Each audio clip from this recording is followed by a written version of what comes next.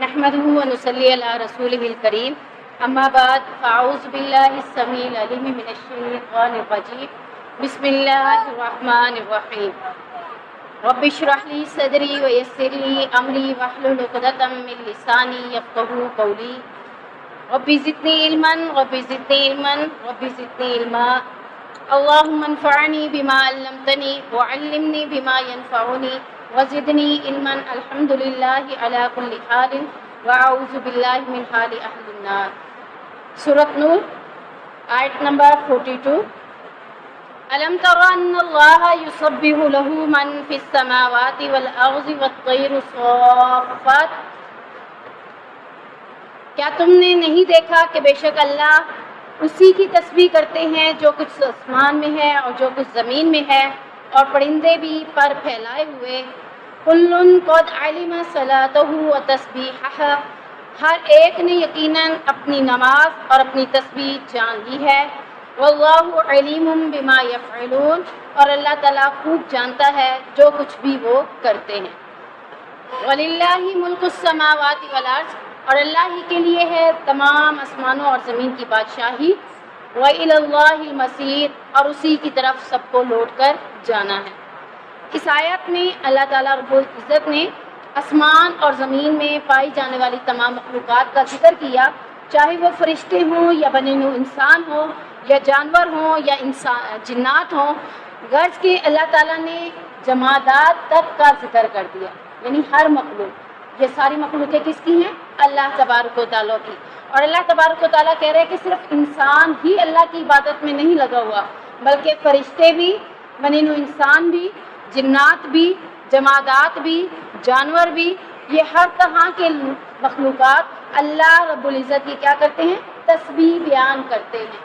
ہمیں صبح کے ٹائم محسوس ہوتا ہے کہ یہ چڑیوں نے شور مچایا ہوا ہے، پرندوں نے شور مچایا ہوا ہے، جبکہ وہ شور نہیں، اللہ کی تسبیح میں لگے ہوتے ہیں، حمد و ثنا کر رہے ہوتے ہیں، اللہ کا ذکر کر رہے ہوتے ہیں۔ تو پرندے بھی فضا میں اڑتے ہوئے رب کی تسبیح بیان کرتے ہیں۔ ہمیں تو لگ رہا ہوتا ہے کہ وہ فضا میں صرف اڑ رہے ہیں، جبکہ وہ فضا میں کیا کر رہے ہوتے ہیں؟ اللہ کی حمد و ثنا میں لگے ہوتے ہیں۔ غرض کائنات کی کوئی بھی ایسی چیز نہیں ہے جو اللہ کا ذکر نہ کرتی ہو۔ جمادات سے مراد درخت، پودے، یہ سب چیزیں بھی اللہ کی ذکر و اللہ کی تسبیح کرتے ہیں۔ دیکھیں آپ، سورج نکلتا ہے، جب اس کا سایہ اس کے پڑتا ہے تو ہمیں ایسا لگتا ہے کہ وہ جیسے سجدہ کر رہا ہو، درخت جھکا ہوا ہوتا ہے، فیل ہوتا ہے کہ وہ سجدہ کر رہا ہے۔ تو اللہ تبارک و تعالیٰ نے ان کے اندر بھی حص رکھی ہے۔ ہم نے پڑھا ہے سائنس میں کہ یہ چیزیں جو ہیں یہ بھی کیا ہیں؟ بے جان نہیں ہیں، یہ بھی کیا ہیں؟ جاندار ہیں۔ تو جب جاندار ہیں تو یہ چیزیں بھی محسوسات کرتے ہیں۔ اس لیے کہا جاتا ہے کہ فلاور کو توڑ کے پھینک نہیں دینا چاہیے، کیونکہ اس کے بھی احساسات ہیں، وہ بھی اپنے بارے میں سوچتا ہے۔ یعنی جب ہم اسے کچل کر مسل کر پھینک دیتے ہیں، وہ درخت پہ لگا ہوا اپنی جگہ پر تھا، وہ بہت خوبصورت لگ رہا تھا، ہم نے اسے توڑا اور اس کو پھینک دیا تو اس کی بے قدری کی۔ اسی طریقے سے اللہ کے نبی کریم صلی اللہ علیہ وسلم کا جب تک ممبر نہیں بنا تھا تو اللہ کے نبی ایک درخت کے ساتھ ٹیک لگا کر کھڑے ہو کر اس کے ساتھ خطبہ دیا کرتے تھے۔ اس ٹہنی کو پکڑ کر اس ٹہنی کے ساتھ کھڑے ہو کر درخت کے ساتھ اس کو خطبہ دیا کرتے تھے جمعہ کا۔ تو جب ممبر تیار ہوا، اللہ کے نبی نے اس کو چھوڑا تو اس میں سے اللہ کے نبی کو رونے کی آواز سنائی دی۔ اللہ کے نبی نے کہا کہ یہ رو رہا ہے اس بات کی وجہ سے کہ میرے سے یہ فضیلت اب چھین لی گئی، اب ممبر پہ کھڑے ہو کر اللہ کے نبی خطبہ دیا کریں گے۔ تو یہاں سے پتہ چلتا ہے کہ یہ جمادات، ان سب میں بھی احساسات ہیں اور یہ سب بھی اللہ کی تسبیحات میں لگے ہوئے ہیں۔ چرند پرند، حیوانات، انسانات یا جنات، فرشتے، سب ہی اللہ کی حمد و ثنا میں لگے ہوئے ہیں۔ کائنات کی ہر چیز کس کی ہے؟ اللہ تبارک و تعالیٰ کی۔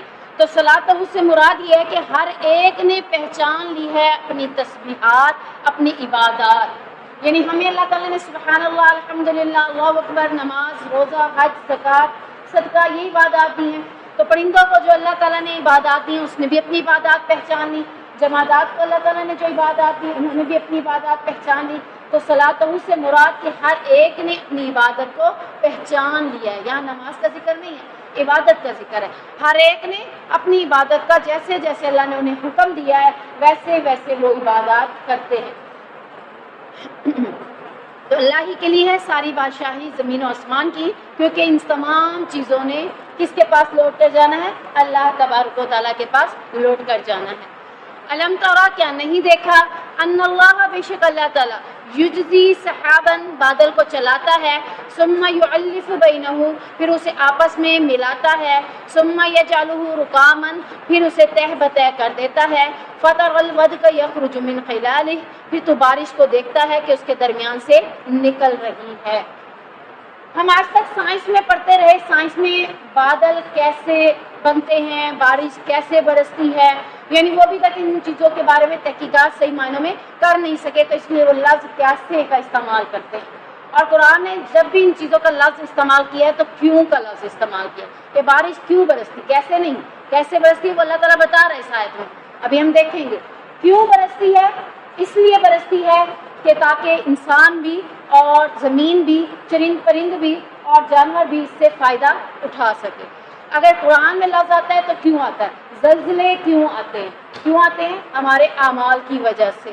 جب ہم اللہ کے گناہوں، اللہ کی نافرمانی میں بہت زیادہ لگ جاتے ہیں، یا اللہ کے حکموں کی نافرمانی کرتے ہیں، یا جہاں پر اللہ کے حکموں کی زیادہ نافرمانی کی جاتی ہے وہیں پر زلزلے آتے ہیں اور تباہیاں مچا جاتے ہیں۔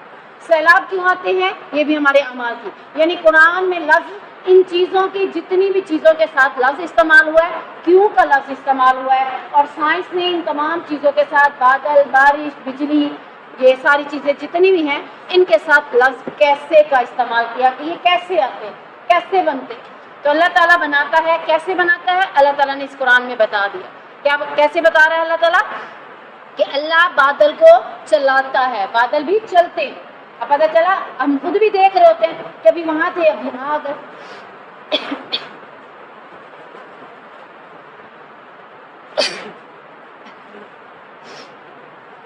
اب جب ہم آسمان پہ نظر دوڑاتے ہیں تو ہمیں بادلوں کے ٹکڑے ٹکڑے نظر آ رہے ہوتے ہیں۔ پہلے کیا ہوتا ہے؟ آسمان پہ پورے بادل نہیں، وہاں ایک ٹکڑا کھڑا ہے بادل کا، وہاں ایک ٹکڑا کھڑا ہے بادل کا۔ پھر اللہ تعالیٰ بارش برسانے کے لیے پہلے، سب سے پہلے کیا کرتا ہے؟ بادلوں کو ملاتا ہے، جوڑتا ہے، پھر اسے تہ بتہ کرتا ہے۔ تہ بتہ سے مراد اس کے ایک دوسرے کے اوپر، یعنی کہ تاکہ بارش برستی رہے۔ اگر ایک بادل کے اندر بخارات ختم ہو جاتے ہیں تو دوسرا بادل اس میں سے اپنے بخارات نکالے۔ تو یہ بخارات کہاں سے بنتے ہیں؟ سمندروں اور ندی نالوں سے بخارات کی صورت میں یہ پانی اوپر کو اٹھتا ہے اور یہ پھر بادل کی شکل اختیار کرتا ہے۔ بادل پھر آپس میں جڑتے ہیں، بادل جڑنے کے بعد ان کو بھی اللہ تعالیٰ کیا کرتا ہے؟ تہ بتہ بناتا ہے۔ اب ہم سوچتے تھے کہ اللہ تبارک و تعالیٰ، چلے پانی کے بارے میں تو ہم نے پڑھا سائنس میں کہ بخارات کے ذریعے پانی برستا تھا، بادل پانی پی کے آتے بخارات کے ساتھ اور پھر وہ پانی برساتے ہیں۔ لیکن میں اکثر سوچا کرتی تھی کہ برف کیسے برستی، اولے کیسے برستا ہے، اولے کیسے آتے ہیں، برف اللہ کیسے جماتا ہے؟ تو یہاں اللہ تعالیٰ جو بتا رہا ہے کہ میں بادلوں کو تہ بتہ کرتا ہوں۔ جب بادل تہ بتہ رکھے جائیں گے تو وہ کیا ہو جائیں گے؟ ٹاور کی شکل بن جائیں گے کہ نہیں بن جائیں گے، جسے ہم پہاڑ بھی کہہ سکتے ہیں۔ جب وہ پہاڑ کی شکل بنیں گے بادل، تو وہ پانی جب اکیلا ہوتا ہے تو پانی ہوتا ہے، جب وہ ٹھوس ہوتا ہے، سخت ہوتا ہے تو کیا شکل بنا لیتا ہے؟ برف کی شکل بن جاتا ہے۔ تو جب بادل اکیلا تھا تو اس میں پانی تھا، جب بادل اکٹھے ہوئے، کولنگ زیادہ ہوئی تو وہ کیا ہوا؟ پانی جمنا شروع ہو گیا۔ اب وہ کیا بن گیا؟ پہاڑ، بادلوں کا تہ بتہ کر کے پہاڑ بنایا تو وہ کیا ہو گیا؟ پانی جم گیا۔ جمنے کی وجہ سے اولے بن گئے۔ اولے بننے کے بعد جیسے پہاڑوں پہ سلائیڈنگ ہوتی ہے، پہاڑ سارا تو نہیں گر جاتا نا، سلائیڈنگ ہوتی ہے، کبھی چھوٹے چھوٹے ٹکڑے گر ہوتے ہیں، کبھی موٹے گر ہوتے ہیں، کبھی بڑے پتھر گر ہوتے ہیں، سلائیڈنگ ہوتی ہے۔ تو سیم ایسے اولے جب برستے ہیں تو پہاڑ، جو پہاڑ بن چکا ہوتا ہے بادل کا، اسی پہاڑ سے اللہ تبارک و تعالیٰ اولوں کو برساتا ہے۔ اب سمجھ آ گئی ان چیزوں کی؟ دیکھیں اللہ تعالیٰ نے کیسے قرآن کے اندر سائنس کی بھی ساری چیزیں بتا دی۔ سائنس ہو، طب ہو، کوئی بھی سبجیکٹ ہے، ساروں کا تعلق کسی قرآن سے۔ اگر کوئی سائنسدان بنا ہے تو کہاں سے بنا ہے؟ قرآن سے بنا ہے۔ آپ دیکھ رہے ہیں کہ کل آپ نے آیت پڑھی تھی اللہ نور السماوات، اس میں جو چراغ کی مثال ہے، سائنسدان نے جو بلب کو ایجاد کیا تھا وہ اسی آیت کی روشنی میں ایجاد کیا تھا کہ پہلے چراغ ہو، پہلے ایک دیا ہو، پھر اس کے اوپر چراغ ہو، پھر اس کے اوپر فانوس ہو، یہ ساری مثالیں اللہ نے دی. تو یہ بلب کا ایجاد، یہ ٹیوب لائٹس کا ایجاد، یہ اسی قرآن کی آیت سے سائنسدان نے اپنے ذہن کو استعمال کرتے ہوئے یہ چیزیں لی. اب جیسے کہ ہمارے یہاں پاکستانی کیمسٹری پڑھتے ہیں، فزکس پڑھتے ہیں، اس میں نومیریکل ہوتے ہیں، تو اس کا مقصد ہمارے نزدیک کیا ہوتا ہے؟ صرف یاد کرنا اور پیپر دینا. اگر ہم فارمولے یاد کرتے ہیں ہائیڈروجن آکسیجن کا، ہمارے نزدیک کیا ہے؟ اس کو یاد کرنا اور پیپر میں لکھنا. جبکہ باہر کے مغربی ممالک میں لوگ صرف یاد کر کے لکھتے نہیں ہیں، وہ اس کو تجربہ کر کے وہی چیز تیار کرتے ہیں. اور جب وہ تیار، میں نے پہلے بتایا، وہ تیار کر کے کیا بن جاتے ہیں؟ فیکٹریوں کے مالک بن جاتے ہیں. تو جب وہ ان چیزوں کو تیار کرتے ہیں، انہیں یاد کرنے کی ضرورت ہے. جو چیز ایک بار تیار ہو جائے وہ ذہن میں خود بخود بیٹھ جاتی ہے. ہم 10 بار رٹے لگا کر بھی 11ویں بار پھر پہنچتے تو ہمیں بھول جاتا تھا کہ کیسے کیسے تھا، دوبارہ دیکھنا پڑتا ہے. تو جب ایک چیز بنا لی جائے اپنے ہاتھوں سے تو دوسری بار پھر بنا لی جائے، پھر تو بالکل بھی کبھی بھی نہیں بھولتی. تو اسی طریقے سے سائنسدان نے جب ان چیزوں کی اس آیت کی روشنی میں چیزیں بناتا گیا، رکھتا گیا، اس کو ڈھالتا گیا، اور پھر ڈھالتے ڈھالتے جب دیکھا اس نے بلب جل گئے. تو اسی طریقے سے یہاں پہ اللہ تبارک و تعالیٰ بادلوں کی مثال دے کر یہاں بھی سائنس کو حیران کر دیا. سائنس آج تک یہ وجوہات نہیں ڈھونڈ سکتی. جو قرآن پڑھے گا اس کو یہ ساری باتیں سمجھ آ جاتی ہیں کہ بادل کیسے بنتے ہیں، بارش کیسے برستی ہے، اولے کیسے پڑتے ہیں.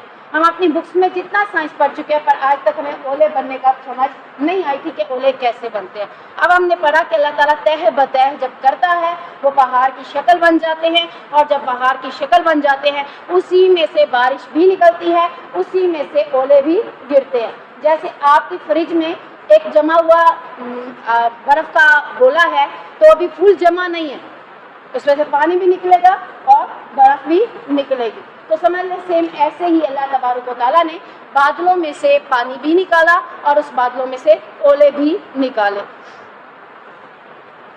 وَيُنَزِّلُ مِنَ السَّمَاءِ مِن جِبَالٍ فِيهَا مِن بَرَدٍ. پھر اللہ تعالیٰ فرما رہا ہے کہ وہ آسمان سے ان پہاڑوں میں سے، اب آسمان پہ پہاڑ تو نظر ہی نہیں آ رہا. اب ہمیں پتہ چلا کہ بادل بھی ایک دوسرے کے اوپر جمع ہو کر پہاڑ کی شکل بنا لیتے ہیں. ان پہاڑوں میں سے جو اس میں ہیں من بارد، کچھ اولے اتارتا ہے. سیم وہی بات میں بھی آپ کو سمجھا چکی ہوں. فَيُصِيبُ بِهِ مَن يَشَاءُ وَيَصْرِفُهُ عَمَّن يَشَاءُ.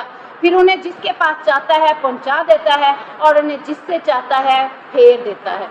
یعنی آپ دیکھ لیں، 2 دن پہلے میں کل گئی ہوں ایک جگہ، تو وہ بتا رہے تھے کہ کل جو ہے، یعنی کل میں گئی تو وہ اگلے کل کی بات کر رہے تھے، 2 دن پہلے کی بات، کہ جو تمہارا پہ اتنی شدید طوفانی بارش ہوئی، یہاں تو نام و نشان بھی نہیں تھا.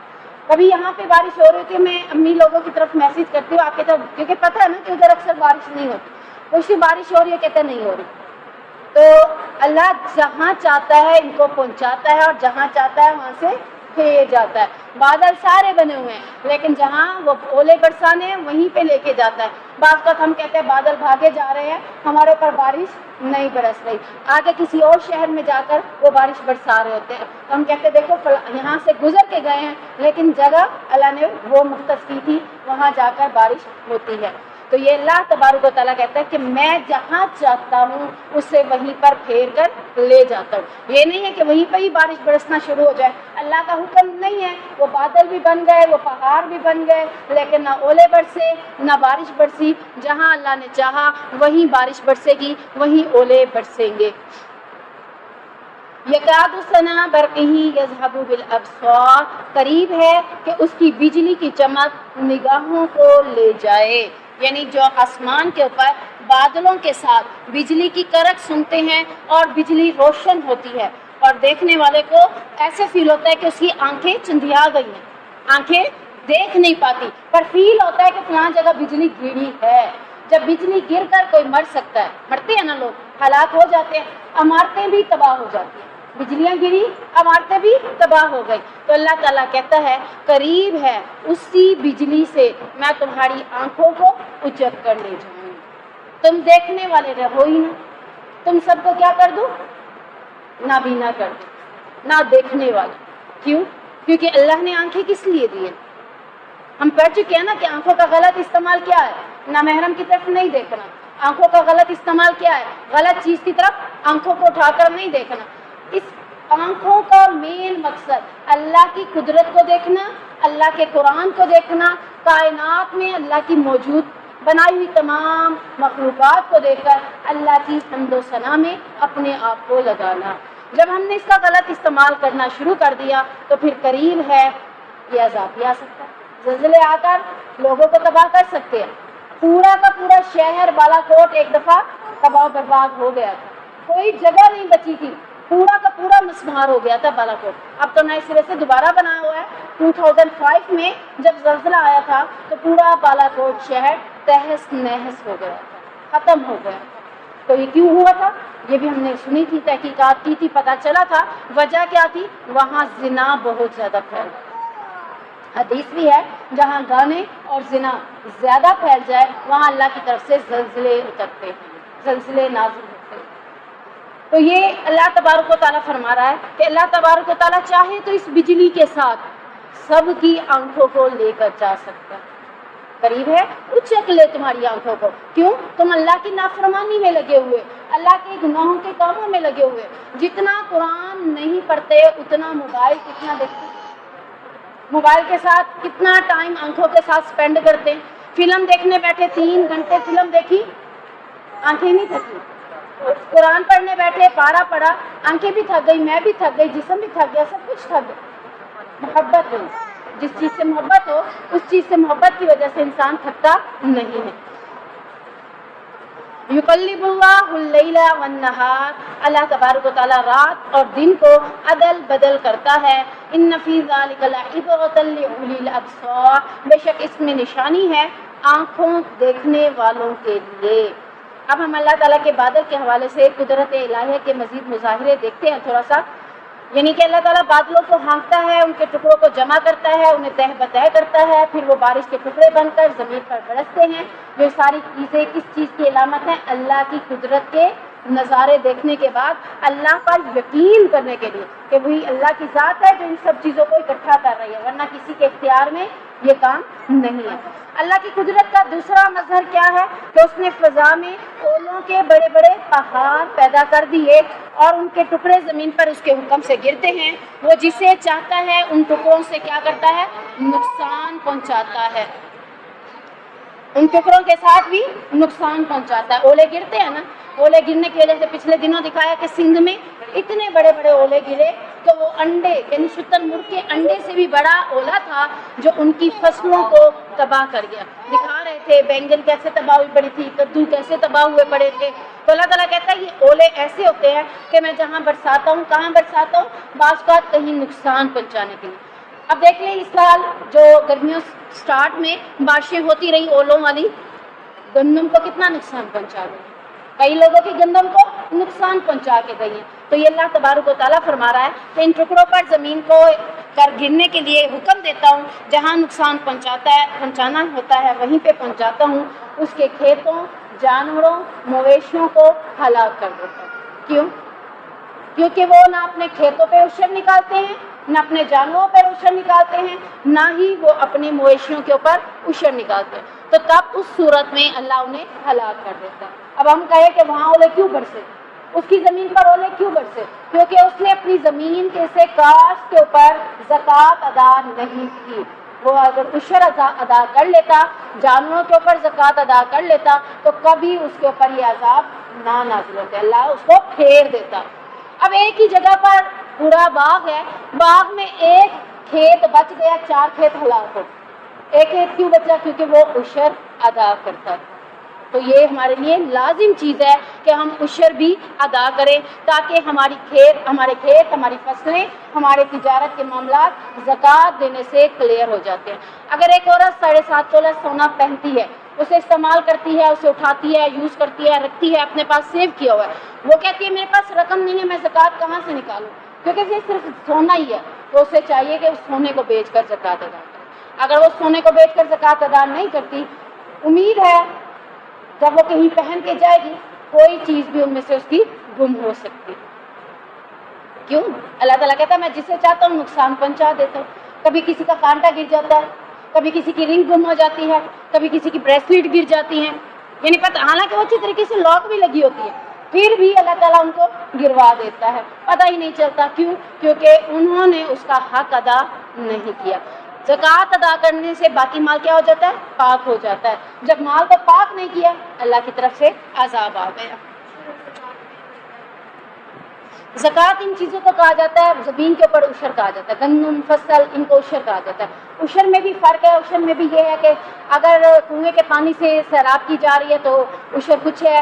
اگر بارش اور یعنی کہ دوسرا عام پانی آ رہا ہے جس پہ محنت نہیں کرنی پڑے، یعنی محنت والے پانی پر عشر جو ہے آپ کو 10% دینا پڑے گا، بغیر 20% دینا پڑے گا، اور بغیر محنت سے پانی جو آ رہا ہے اس کے اوپر آپ کو 10% عشر دینا پڑے گا. یعنی 10 روپے دینے پڑیں گے، اس پہ 20 روپے دینے پڑیں گے. یعنی اگر 100 روپے ہے تو اس پہ 10 روپے دینے پڑیں گے، اس پہ آپ کو 20 روپے، کیونکہ محنت کرنے کی وجہ سے عشر کم ہو جاتا ہے. اور اگر بغیر محنت کے پانی لگ جاتا ہے کھیتیوں کو، جیسے کہ وہ ٹیوب ویل چلا دیتے ہیں اور پانی آرام سے پہنچ جاتا ہے. اور کچھ ایسے ہوتے ہیں کہ وہ جانوروں کے ساتھ ٹیوب ویلوں کو چلاتے ہیں، پھر اس میں سے پانی کھینچ کے نکالتے ہیں، پھر اپنی کھیتیوں کو لگاتے ہیں، تو پھر یہ مشکل ہو جاتا ہے. تو اس کے اوپر اللہ تعالیٰ نے عشر بھی کم رکھ دی ہے. تیسری چیز اللہ کی قدرت کا مظہر کہ فضا میں جو بجلی چمکتی ہے اس کی روشنی اتنی شدید اور مضبوط قوی ہوتی ہے کہ اگر کوئی شخص اسے دیکھتا رہے تو دیکھتا رہنے کی وجہ سے قریب ہے کہ اس کی نگاہیں متاثر ہو جائیں، اس کی نگاہ متاثر ہو جائے. جیسے کہ آپ دیکھ لیں، کیوں کہا جاتا ہے کہ اسکرین کے بالکل پاس نہ بیٹھیں؟ کیونکہ اس میں سے ایسی روشنیاں نکلتی ہیں جو ہماری نگاہ کو متاثر کر دیتی ہیں. اگر آپ کی نگاہ بالکل پرفیکٹ ہے، آپ کچھ دن لگاتار موبائل یا لیپ ٹاپ یا پھر ٹی وی کے آگے بیٹھے رہیں، بہت زیادہ ٹائم اس کے ساتھ سپینڈ کریں اور اس کے قریب بیٹھے رہیں، تو آپ کی نگاہ متاثر ہوتی ہے. کبھی پانی نکلنا شروع ہو جائے گا، کبھی آنکھوں میں درد شروع ہو جائے گا، کبھی آپ کو دھندلا دھندلا فیل ہوگا، کیونکہ یہ روشنی بھی اسی روشنیوں سے منعکس کی گئی ہے. تو یہ روشنی بھی ہمارے لیے نقصان دہ ہے.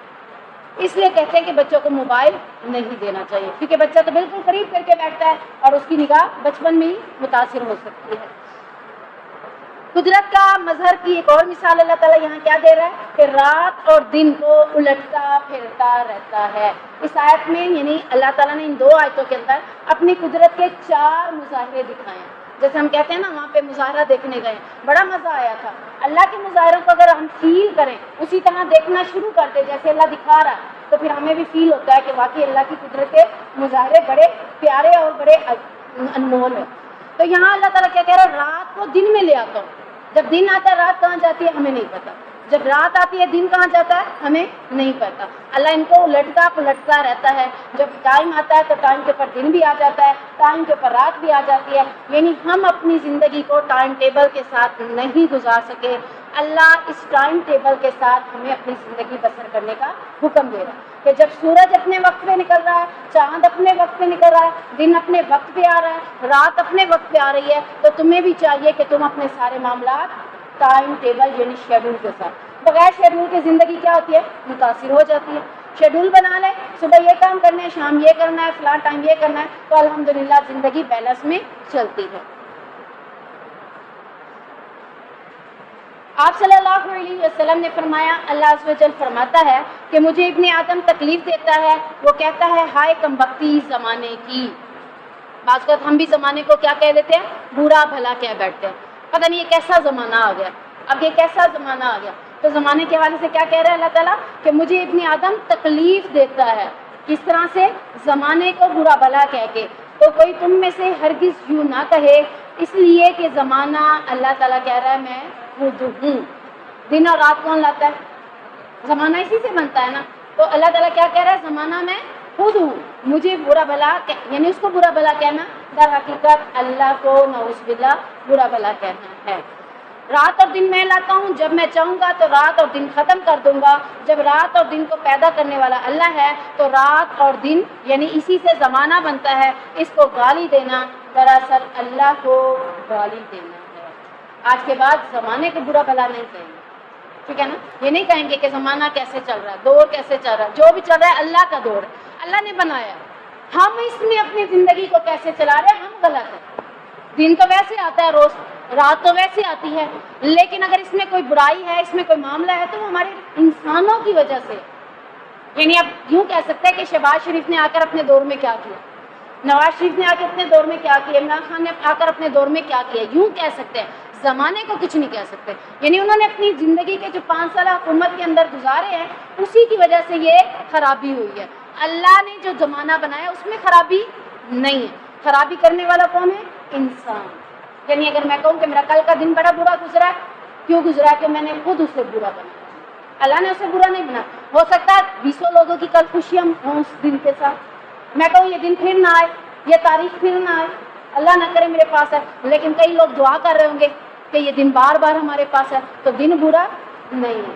انسان کے اپنے اعمال کے ساتھ، معاملات کے ساتھ چیزیں غلط اور صحیح ہوتی رہتی ہیں، دن اور رات کے ساتھ ان کا کوئی تعلق نہیں ہوتا. واللہ خلق کل دابۃ مما، اور اللہ رب العزت کہتا ہے کہ میں نے ہی ہر چلنے والا جاندار ایک قسم کے پانی سے پیدا کیا. اس پانی کو کیا کہا جاتا ہے؟ نطفہ. ٹھیک ہے، حقیر نطفہ، حقیر پانی، گندا پانی جسے تم اپنے لیے کراہت فیل کر رہے ہو، یاد رکھو تم اسی پانی سے پیدا کیے گئے ہو. اللہ تبارک و تعالیٰ نے اس پانی کے ساتھ پیدا کر کے انسان کو یہ یاد دلانے کا مقصد کیوں ہے کہ اس میں عقل، تکبر، غرور نہ آئے کہ وہ خود کس سے پیدا ہوا ہے. کوئی بڑی چیز نہیں ہے. انسان چاہے جتنا امیر کبیر بن جائے، بادشاہ بن جائے، یاد رکھے کہ وہ پیدا تو اسی پانی سے ہوا. وہ ہے کیا؟ حقیر ہے، ادنا ہے، غلام ہے اللہ کا، اس کے علاوہ اور کچھ بھی نہیں. تو اللہ تعالیٰ نے ہر جاندار چیز کو کس سے پیدا کیا ہے؟ اسی پانی سے پیدا کیا ہے. فَمِنْهُم مَّن يَمْشِي عَلَىٰ بَطْنِهِ، پھر ان میں سے کوئی وہ ہے جو اپنے پیٹ پر چلتا ہے. یعنی جانوروں کی قسمیں بتائی جا رہی ہیں. جانوروں میں سے کچھ ایسے ہیں جو اپنے پیٹ پر چلتے ہیں. ہم دیکھ رہے ہیں نا، پاؤں کے اوپر نہیں چل رہے، ہاتھوں کے اوپر نہیں چل رہے. چھپکلی دیکھ لیں، سانپ دیکھ لیں، ٹھیک ہے نا. کئی ایسے جاندار ہیں چیزیں جن کو اللہ تعالیٰ نے پیٹ کے بل چلایا ہے، وہ پیٹ کے بل چلتے ہیں. جب اللہ کے نبی صلی اللہ علیہ وسلم نے صحابہ کو کہا کہ کل تم یعنی ماتھے کے بل یعنی الٹے ہو کر چل کر آؤ گے، تو انہوں نے کہا ہم کیسے چل پائیں گے؟ تو اللہ کے نبی نے فرمایا جو رب تمہیں ٹانگوں پر چلا سکتا ہے وہ تمہیں ماتھے کے بل بھی چلا سکتا ہے. جیسے ہم بچے ہوتے ہیں، بچے دیواروں کے ساتھ ہاتھ لگا کے الٹے ہو جاتے ہیں، پاؤں اوپر کر لیتے ہیں، سر نیچے کر لیتے ہیں، اور پھر کہتے ہیں دیکھو میں تو چل رہا ہوں. گیمز ہوتی تھی ہماری بچوں کی، ہم کہتے تھے اب دیکھو یہ میں الٹا چل رہا ہوں. جب میرے اختیار میں اتنا ہے تو اللہ تو اس سے زیادہ قادر ہے نا. اللہ اس سے زیادہ قادر ہے، وہ بغیر دیوار کے بھی ہمیں چلا سکتا ہے. تو یہاں پر اللہ تعالیٰ کہہ رہا ہے کہ میں نے تمہیں مثال دے دی کہ جو رب ایسے جانوروں کو، ایسے حشرات کو پیٹ کے بل چلا سکتا ہے تو وہ تمہیں ماتھے کے بل بھی الٹا بھی چلا سکتا ہے. پھر اس کے بعد وَمِنْهُم مَّن يَمْشِي عَلَىٰ رِجْلَيْنِ، اور ان میں سے کوئی وہ ہیں جو 2 پاؤں پر چلتے ہیں. مرغی دیکھ لیں، بطخ دیکھ لیں، 2 پاؤں پہ چلتی ہیں نا. اسی طرح بہت سے جانور ہیں جو 2 پاؤں کے اوپر صرف چلتے ہیں. شتر مرغ ہو گیا، ٹھیک ہے. آگے ہے وَمِنْهُم مَّن يَمْشِي عَلَىٰ أَرْبَعٍ، اور ان میں سے بہت سے جانور ایسے ہیں جو 4 پر چلتے ہیں. بکری، شیر، ہرن، جتنے بھی یہ سارے، بھینس، گائیں، سارے کتنے پہ چلتے ہیں؟ 4 پہ. تو یہاں پہ اللہ تعالیٰ نے جانوروں کی کتنی قسمیں بیان کی؟ 3. پیٹ پر چلنا، 2 پاؤں پہ چلنا، اور 4 پاؤں پہ چلنا. يَخْلُقُ اللَّهُ مَا يَشَاءُ، اللہ تبارک و تعالیٰ پیدا کرتا ہے جس کو جیسے چاہتا ہے ویسے پیدا کرتا ہے. ان اللہ علی کل شیء قدیر، بے شک اللہ تعالیٰ ہر چیز پر قادر ہے. ہمارے ہاں ناممکن ہے، اللہ کے ہاں ناممکن نہیں ہے. اللہ ہر کام کے اوپر قادر ہے، جیسے مرضی ہے کر لے، قادر ہے. جب زبان کو تالا لگوا کے جسم کے اعضاء کو بولنے کی طاقت دے سکتا ہے، اللہ قادر ہے. لقد انزلنا آیات مبشرات، البتہ تحقیق نازل کی ہم نے یہ ساری آیات کھول کھول کر تمہارے لیے تاکہ تم کیا کرو؟ ہدایت حاصل کر لو. اور ان آیات کے ساتھ اللہ تعالیٰ کہتا ہے واللہ یہدی من یشاء الی صراط مستقیم، اللہ ہدایت دیتا ہے جس کو چاہتا ہے سیدھے راستے کی طرف. یعنی جب وہ غور و فکر کرے گا، سوچے گا، آٹومیٹکلی ایمان پاورفل ہو جائے گا. ایمان میں طاقت آ جائے گی کہ وہی اللہ ہے جو سب کچھ بنا رہا ہے، بادل، بارش، پانی اور یہ اولے، اور اس کے بعد اللہ تعالیٰ نے دن رات اور اپنی نشانیوں میں سے جانوروں کی مثال، پیٹ پر چلانا، 2 ٹانگوں پہ چلانا، 4 ٹانگوں پہ چلانا، ان میں اگر غور و فکر کیا جائے تو یہ ساری آیات ایک انسان کی ہدایت کے لیے کافی ہیں کہ وہ رب جب ان تمام باتوں پہ قادر ہے تو وہ میرا حساب و کتاب لے گا تو میرا کیا کروں۔ تو یہ سوچ آتے ہی وہ کیا کرے گا، سیدھے راستے کی طرف خود بخود گامزن ہو جائے گا۔ جب وہ سیدھے راستے کی طرف آنا چاہے گا، وہ 1 قدم بڑھائے گا، اللہ اس کی طرف 10 قدم بڑھا کر آئے گا، اسے کیا دے گا، ہدایت دے گا۔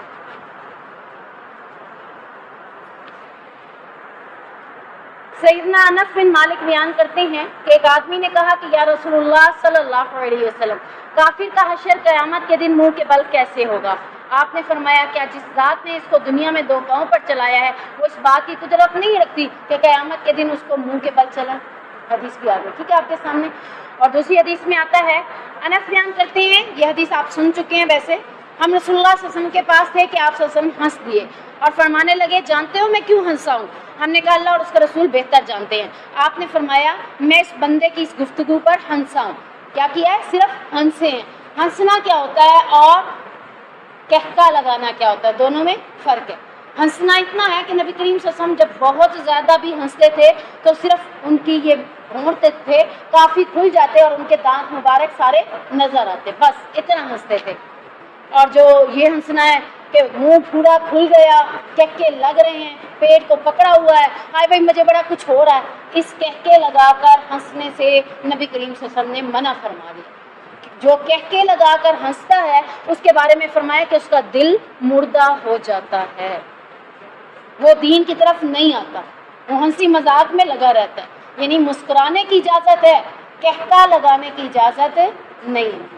جو لوگ بہت زور زور سے نہ صرف گھروں کے اندر لگاتے ہیں کہ باہر تک لوگ سن رہے ہیں، بازاروں میں بھی لگا رہے ہوتے ہیں، بہت زیادہ ٹخارے مار مار کے بازاروں میں چل رہے ہوتے ہیں، کہکے لگا رہے ہوتے ہیں اور بڑے عجیب انداز میں چلتے ہیں، مسجدوں میں آ کر بھی کہکے لگاتے ہیں، شور و غل کرتے ہیں۔ یہ کہکا ہر صورت میں منع ہے، صرف مسکرانا۔ یہاں بھی کیا ہے کہ نبی کریم صلی اللہ علیہ وسلم ہنسے، کتنا ہنسے؟ صرف ہونٹ ہلے، ہونٹ صرف مسکرانے کی شیپ میں بنے۔ جو وہ قیامت کے دن، یعنی میں بندے کی اس گفتگو پر ہنسا ہوں جو قیامت کے دن اپنے رب سے کہے گا، وہ کہے گا اللہ کیا تو نے مجھے ظلم سے پناہ نہیں دی؟ اللہ تعالیٰ فرمائے گا ہاں دی ہے۔ وہ کہے گا میں آج اپنے خلاف کسی کی گواہی قبول نہیں کروں گا سوائے اپنی ذات کی گواہی کے۔ اللہ تعالیٰ فرمائے گا اچھا تیری ذات کی گواہی تجھ پر آج کے دن کفایت کرتی ہے، اور کرام کاتبین کی گواہی۔ اب اس کے منہ پر مہر لگا دی جائے گی، اس کے مختلف اعضاء کو حکم ہوگا کہ بولو، وہ اس کے سارے کیے ہوئے کام بول کر بتا دیں گے، پھر آدمی کو دوبارہ بولنے کی اجازت دی جائے گی۔ اس وقت بندہ اپنے اعضاء سے کہے گا چلو تم بھی مجھ سے دور ہو جاؤ۔ یعنی جن کو بڑے ناز نخرے سے نیل بڑھا کے، انگلیوں کی حفاظت کر کے، آنکھوں کی حفاظت کر کے، اپنے جسم کی حفاظت کرتا تھا، آج کیا کہہ رہا ہے تم بھی مجھ سے دور ہو جاؤ، تمہارے لیے بربادی ہو۔ میں نے تمہاری خاطر ہی تو اللہ سے جھگڑا کیا تھا کہ میں اپنی گواہی خود دوں گا، تم نے الٹا میرے خلاف ہی گواہی دے دی۔ میں تمہیں جہنم سے بچانا چاہتا تھا، تم نے خود ہی جہنم ٹھکانہ سلیکٹ کر لیا۔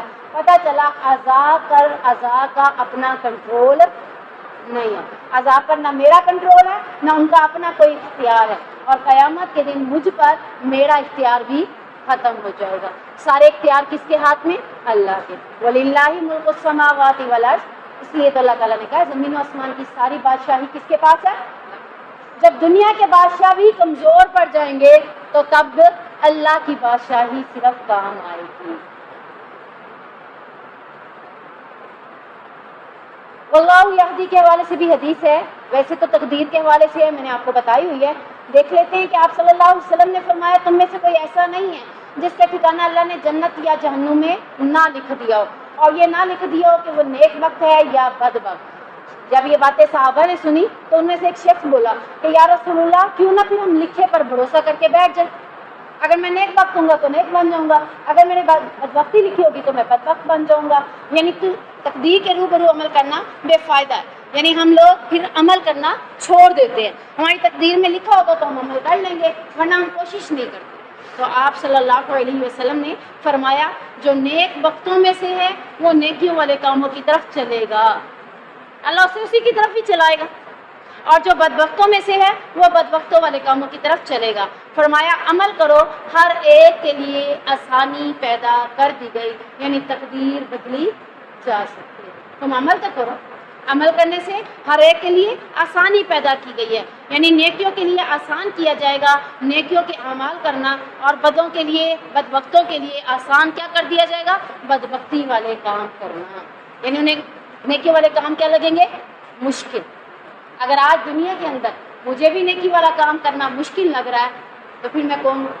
خود ہی اپنا اندازہ کر دو اس حدیث کی روح سے۔ نیک وقتوں کو نیکی والے کام کرنا کیا لگیں گے؟ آسان لگیں گے، اور بدبختوں کو بدبختوں والے کام کرنا آسان لگیں گے، دین مشکل لگے گا۔ ہم سورۃ نور کے جتنے احکامات پڑھ چکے ہیں، اگر اس پہ عمل کرتا ہمیں مشکل لگ رہا ہے تو ہم اپنا آپ کو اس حدیث کی روشنی میں دیکھ لیں ابھی ہم کس لیول پر۔ اگر میں اس کو پرکھوں گی تو مجھے امید ہے تو پھر میں اپنے آپ کو بدبختوں میں سے نکالنے کی کوشش کروں گی کہ میں نے بدبخت نہیں بننا، پھر میں خود نیکی والے کام کروں گی کہ نہیں کروں گی۔ پھر جب میں نیکی والے کام کا سٹیپ اٹھاؤں گی تو انشاءاللہ وہ نیکی کے کام میرے لیے کیا بنا دیے جائیں گے؟ آسان بنا دیے گے۔ دیکھنے سے مشکل لگ رہا ہے کہ میں پردہ کیسے کروں، ہم نے پڑھ لیا کہ کن کے سامنے زیب و زینت کرنی ہے اور کن کے سامنے زیب و زینت کر کے یعنی اپنا چہرہ کھلا رکھ کر نہیں آنا۔ اب اگر میں سمجھوں اس کے اوپر عمل کرنا بڑا مشکل ہے کیونکہ میرے فیملیز میں تو ایسا ہوتا ہی نہیں، جب میں اس کو مشکل سمجھ رہی ہوں تو وہ مجھے اور بھی مشکل کر کے دکھایا جائے گا۔ جب میں کہوں گی کہ کیا ہوا، دو باتیں سنوں گی، آج ایک کی، کل دوسرے کی، کل پرسوں کسی اور کی باتیں ہی سننی ہے نا، تو میں نیکی کر دوں، میں نیکی کا سٹیپ اٹھاؤں گی، ابھی سوچ کر اس کو عمل پر لانے کی کوشش کروں گی، اللہ میرے ذہن کو وسیع کر دے گا، میرے لیے آسانی پیدا کر دے گا، اور ہو سکتا ہے میری آسانی کے لیے کسی اور کو بھی میرا ساتھی بنا دے، دو لوگ مل کر پھر اس کے اوپر جب عمل کریں گے تو وہ اور بھی آسان ہو جائے گا، یعنی اس کے لیے راستے آسان اللہ تعالیٰ خود ہی کر دے گا۔ آپ صلی اللہ علیہ وسلم نے فرمایا میری امت کے سارے لوگ جنت میں جائیں گے سوائے اس کے جنہوں نے انکار کیا۔ وہ جنت میں جانے سے بھی انکار کریں لیکن کر رہے ہیں، حدیث میں دیکھیں کیسے انکار کر رہے ہیں۔ صحابہ نے عرض کی یا رسول اللہ صلی اللہ علیہ وسلم کون انکار کرے گا؟ آپ صلی اللہ علیہ وسلم نے فرمایا جس نے میری اطاعت کی وہ جنت میں داخل ہو گئے، جس نے میری نافرمانی کی وہ جہنم میں جائے گا۔ جنت میں جانے سے اس نے خود ہی انکار کر دیا نا، بتایا جا رہا اللہ اور اس کے رسول کی اطاعت کرے جنت آپ کی ہے۔ اب جو نہیں اطاعت کرے گا تو وہ خود بخود اپنے لیے جنت میں جانے کا راستہ نہیں بنا رہا، وہ خود ہی جنت میں جانے سے انکار کر رہا ہے۔ تو اللہ تعالیٰ ہمیں اطاعت والا بنا دے۔ وَأَقْسَمُوا بِاللَّهِ جَهْدَ أَيْمَانِهِمْ لَئِنْ أَمَرْتُمْ لَيَخْرُجُنَّ، اور انہوں نے اللہ کی قسمیں کھائیں، پختہ قسمیں کہ اگر واقعی قُل لَا تُقْسِمُوا، اگر واقعی انہیں حکم دے تو ہر صورت ضرور نکلیں گے، کہہ دیجئے آپ ہرگز قسمیں نہ کھاؤ۔ یعنی یہ جہاد میں نکلنے کے حوالے سے منافقین کا کردار پیش کیا جا رہا ہے کہ منافقین کیا کہہ رہے ہیں؟ اے اللہ کے نبی ہم قسم کھا کے کہتے ہیں جب اللہ ہمیں نکلنے کا حکم دے گا تو ہم ضرور نکلیں گے، اللہ کے راستے میں جہاد کے لیے ضرور نکلیں گے۔ تو اللہ تعالیٰ نے انہیں کیا کہا؟ منع کر دیا، اے نبی آپ انہیں کہو قُل لَا تُقْسِمُوا، ہرگز قسمیں نہ کھاؤ۔ کیوں؟ کیونکہ اللہ نے ان کے نفاق کو دیکھ لیا کہ یہ کہتے کچھ ہیں اور کرتے کچھ ہیں، تو اللہ تعالیٰ نے منع کر دیا کہ اللہ کی جھوٹی قسمیں نہ کھاؤ۔ تم جو اللہ کی قسم کھا کے کہہ رہے ہو تو یہ جھوٹی قسم ہے، تم قسم بھی جھوٹی کھانے والے ہو، تمہاری قسم اللہ کے نام پر جو ہے وہ بھی سچی نہیں ہوتی۔ تو اللہ نے منع کر دیا کہ تمہیں قسمیں کھانی ہی نہیں چاہیے۔ یعنی یہاں سے پتہ چلتا ہے منافق اگر اللہ کی قسم کھا کر بھی بات کرے تو اس کی بات پر یقین نہیں کیا جائے۔ تو یہ قسم کس لیے کھاتے ہیں؟ اپنے نفاق پر پردہ ڈالنے کے لیے۔ قسم کیوں کھا رہے ہیں؟ یقین دلانے کے لیے، اپنے نفاق پر پردہ ڈالنے کے لیے۔ اللہ کی قسمیں کھا کر کے کہتے ہیں ہم تو اشارے کے انتظار میں، اللہ اشارہ تو کرے، اللہ حکم تو کرے، دیکھو ہم ضرور جہاد پر نکلیں گے۔ تو اللہ تعالیٰ نے فرمایا قسمیں نہ کھاؤ، بلکہ تم سے تو غیر مشکوک اطاعت و فرما برداری اللہ تبارک و تعالیٰ دیکھ چکا ہے کہ جب اللہ بلاتا ہے، اللہ کا رسول بلاتا ہے تو دیکھ چکے ہیں تمہاری اطاعت کتنی ہوتی ہے۔ طاعت معروفہ، اصل اطاعت جانی پہچانی ہوئی ہے، یعنی تمہاری جو اطاعت کا طریقہ ہے وہ پہچانا جا چکا ہے کہ تم کیسے اطاعت کرتے ہو۔ جب تمہارے مطلب کی بات ہوتی ہے تب تم اطاعت کرتے ہو، جب تمہارے مطلب کی بات نہیں ہوتی تو تم اطاعت نہیں کرتے۔ تمہاری اطاعت جان چکے ہیں. جیسے ہم کہتے ہیں نا بیٹا تم جتنے مرضی ایسی آستیں چل لو میں تمہیں جانتی ہوں. اللہ تعالیٰ کہتا ہے منافقوں تم جتنی مرضی ہے چالیں چل لو, اللہ تمہاری اطاعت سے واقف ہے کہ تم کیسی اطاعت کرتے ہو. ان اللہ خبیر بما تعملون, بے شک اللہ تعالیٰ خبردار ہے جو کچھ بھی تم کر رہے ہو. اللہ دیکھ رہا ہے, اللہ تعالیٰ خبردار ہے. قل اطیعوا اللہ واطیعوا الرسول, کہہ دیجیے اے نبی کریم صلی اللہ علیہ وسلم اللہ اور اس کے رسول کی اطاعت کرو. فإن تولوا, پھر اگر پھر جاؤ, فإنما علیہ ما حمل وعلیکم ما حملتم, اس کے ذمہ تو صرف وہ ہے جو اس پر بوجھ ڈالا گیا ہے. یعنی نبی کریم صلی اللہ علیہ وسلم کے ذمہ کام کیا ہے, ان پر کتنا بوجھ ڈالا گیا ہے, بتا دینا, پیغام پہنچا دینا, دین کی ساری باتیں بتا دینا. ہدایت دینا ان کا کام نہیں ہے, ہدایت دینا کس کا کام ہے, اللہ کا. تو یہاں بتایا جا رہا ہے کہ اگر وہ پھر جاتے ہیں اللہ اور اس کے رسول کی اطاعت سے تو اے نبی تمہارے پر یہ بوجھ نہیں ڈالا, تم سے نہیں پوچھا جائے گا فلاں نے عمل کیوں نہیں کیا. وَإِن تُطِيعُوهُ تَهْتَدُوا, اگر اس کا حکم مانو گے تو کیا پاؤ گے, ہدایت. ہدایت ملتی کیسے, اس کے ماننے سے, اللہ کی اطاعت کرنے سے ہدایت مل جاتی ہے. وَمَا عَلَى الرَّسُولِ إِلَّا الْبَلَاغُ الْمُبِينُ, اور نہیں ہے کسی رسول کے ذمہ مگر پیغام پہنچا دینا. یعنی اللہ تعالیٰ کے جو حکم ہے, اللہ کے نبی کی ذمہ داری صرف اتنی ہے کہ اللہ کے ہر حکم کو عوام تک پہنچا دینا.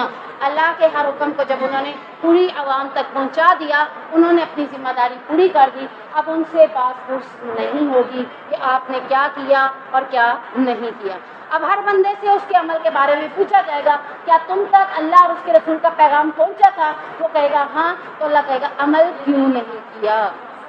اس کی قبر وہ خود ہی جواب دے. تو ہمارے ذمہ بھی کیا ہے, صرف پیغام پہنچا دے. میں زبردستی آپ کو پردہ نہیں کروا سکتی, زبردستی آپ کو سورۃ نور کے سارے احکامات پر عمل نہیں کروا سکتی. میرا کام کیا تھا, پہنچا دینا. آپ عمل کریں گے, آپ کا کام کیا ہوگا, آگے پہنچا دینا. آگے کوئی عمل کرے یا نہ کرے وہ ان کے اپنے سے پوچھا جائے گا. اللہ ہم سب کو اپنا فریضہ ادا کرنے کی توفیق دے, کیونکہ یہ فریضہ امت محمدی کے ہر فرد کے اوپر لازم ہے, صرف عالم کے اوپر فرض نہیں. فرمایا کہ تم تک ایک حکم بھی, ایک آیت بھی پہنچی ہے تو کیا کرو, دوسروں تک پہنچو.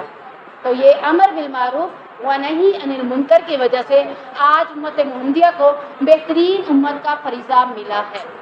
کہ تم بہترین امت ہو, کس لیے, لوگوں کو اچھی باتوں کا حکم اور بری باتوں سے منع کرتے ہو. تو یہ کام آپ کا بھی ہے, آپ کا بھی ہے, محلے میں ہر بندے کا ہے, ہر عورت کا ہے, ہر بچے کا ہے, ہر لڑکی کا ہے کہ دوسروں تک وہ بات پہنچا دینا جو آپ کو پتہ چل چکی ہے.